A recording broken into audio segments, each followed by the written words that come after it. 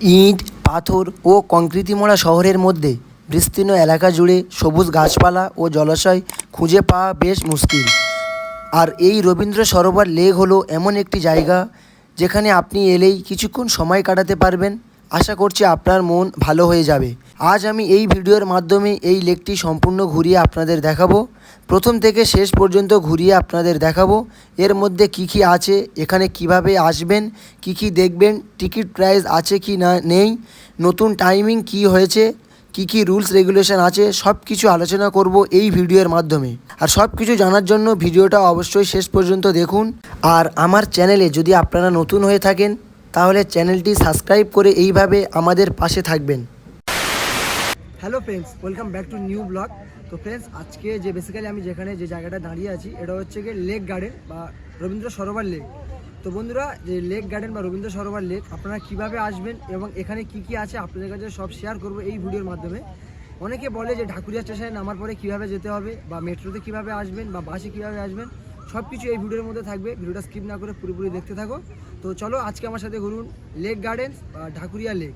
আর এখানে কি কি টাইমিং আছে, টাইমিংটা আমি আপনাদের কাছে শেয়ার করব। ভিডিওটা পুরোপুরি দেখতে থাকো। চলো। তো বন্ধুরা, আজকে আমার সাথে আছে তো আমার যে ফ্রেন্ডগুলো আছে, এখানে আছে দেখতে পাচ্ছ সোহেল ভাই, আর এখানে আছে মানে এরও নাম সোহেল, এর নাম আমার ইরশাদ ভাই আছে, আর এখানে আছে জামিল। তো বন্ধুরা, প্রথমে আমরা চলে এলাম ঢাকুরিয়া স্টেশন। তো শিয়ালদা যাওয়ার সময় যাদবপুর স্টেশনে পরের স্টেশন পড়ে ঢাকুরিয়া। আর আপনারা যদি শিয়ালদার দিক থেকে আসতে চান পার্ক সার্কাস, বালিগঞ্জ, তারপরে আছে ঢাকুরিয়া। তো এইভাবে আপনারা ঢাকুরিয়া স্টেশনে চলে আসবেন। দেখতে পাচ্ছেন আমি এখন দাঁড়িয়ে আছি ঢাকুরিয়া স্টেশন। ঢাকুরিয়া স্টেশনে থেকে আপনারা সোজা হেঁটে শিয়ালদার দিকে আসবেন একটু।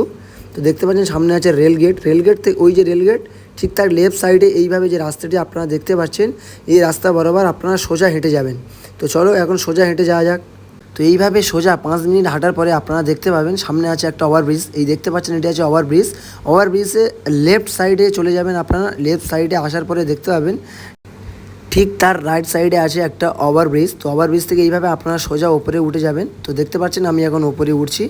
তো এইভাবে ওপরে উঠে গিয়ে আপনাকে যেতে হবে আবারও লেফট, মানে সামনে এই যে সোজা রাস্তা। ওভারব্রিজে ওঠার পরে তো আপনারা ওভারব্রিজ থেকে সামনের দিকে 2 মিনিট হেঁটে যাবেন। 2 মিনিট হেঁটে যাওয়ার পরে আবার ঠিক লেফটে আছে নামার, এরকম ঠিক নামার জায়গা আছে, ওখান থেকে আপনারা নেমে যাবেন। তো চলো। তো এবার ঠিক তার লেফট সাইডে এই যে নামার একটা জায়গা আছে দেখতে পাচ্ছেন, এখান থেকে আপনাকে নামতে হবে। নেমে ওই যে রাস্তা সোজা বরাবর ওখানে পড়বে ঢাকুরিয়া লেক।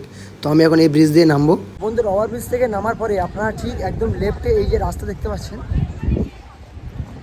তো এই রাস্তা বরাবর আপনারা সোজা হেঁটে যাবেন। তো সামনে দেখতে পাবেন লেক গার্ডেন্স গেট আছে। তো চলো ভিডিওটা দেখতে থাকো।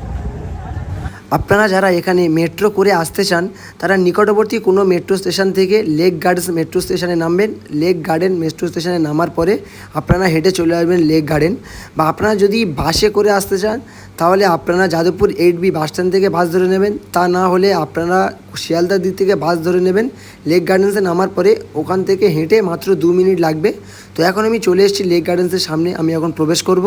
তো যারা ঢাকুরিয়া স্টেশনের দিক থেকে আসবেন তারা প্রবেশ করবেন 1 নম্বর গেট দিয়ে। তো দেখতে পাচ্ছেন আমি এখন 1 নম্বর গেটের সামনে আছি এবং ভিতরে প্রবেশ করে গেছি।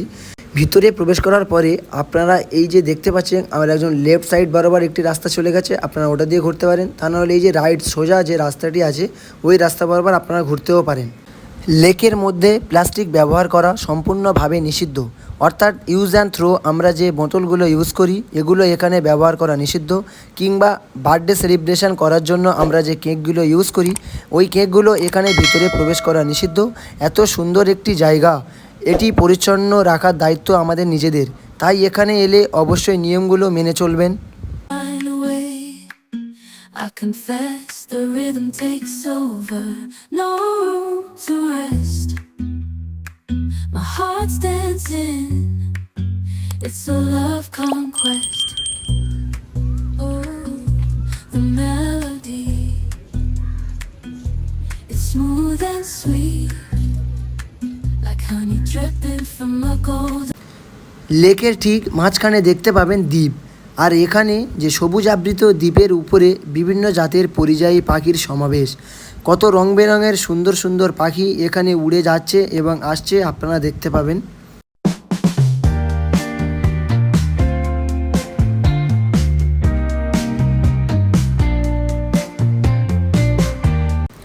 বর্তমানে লেকের টাইমিং সকাল 5টা থেকে সন্ধ্যা 8টা পর্যন্ত। আর এত সুন্দর একটি জায়গায় প্রবেশ করার জন্য কোনো প্রবেশ মূল্য নেই, আর এর মধ্যে আপনি বিনামূল্যে প্রবেশ করতে পারেন। সকালে মর্নিং ওয়াক এবং সন্ধ্যায় ইভিনিং ওয়ার্কের জন্য সুন্দর একটি জায়গা, আর কাপেলদের কাছে এই জায়গাটি বেশ পপুলার। পূর্বে এই লেকটির নাম ছিল কুরকুরিয়ার লেক।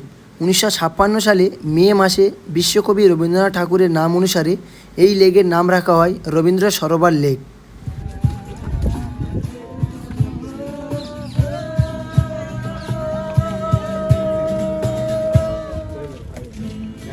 আসুক আসুক।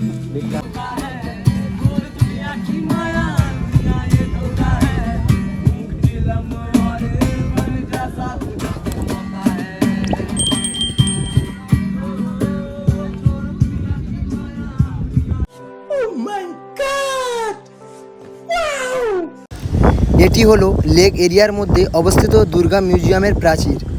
এটি রবীন্দ্র সরোবর লেকের একটি স্পেশাল আকর্ষণ।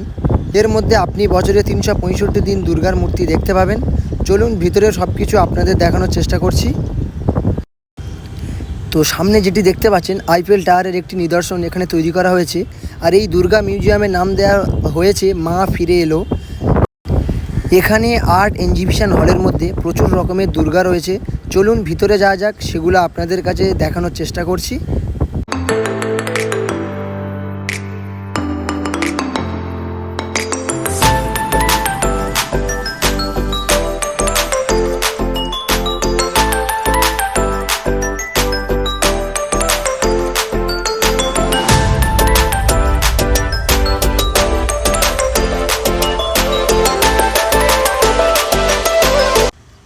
বন্ধুরা, ভিডিওটি বেশি বড় করব না, ভিডিওটা এখানেই শেষ করব। ভিডিওটি সম্পূর্ণ দেখার জন্য অসংখ্য অসংখ্য ধন্যবাদ। ভিডিওটি কেমন হয়েছে অবশ্যই আমার কমেন্টে জানাবেন। আর ঢাকুরিয়া লেক বা রবীন্দ্র সরোবর লেক সম্পর্কে কোনো কিছু জানার যদি আমার কমেন্টে জানাবেন, আমি যথাযথ রিপ্লাই দেওয়ার চেষ্টা করব। তো হাসতে থাকো, বাঁচতে থাকো, আমার ভিডিও দেখতে থাকো। দেখা হচ্ছে অন্য কোনো ভিডিওতে, অন্য কোনো জায়গায়। তো চলো, টাটা।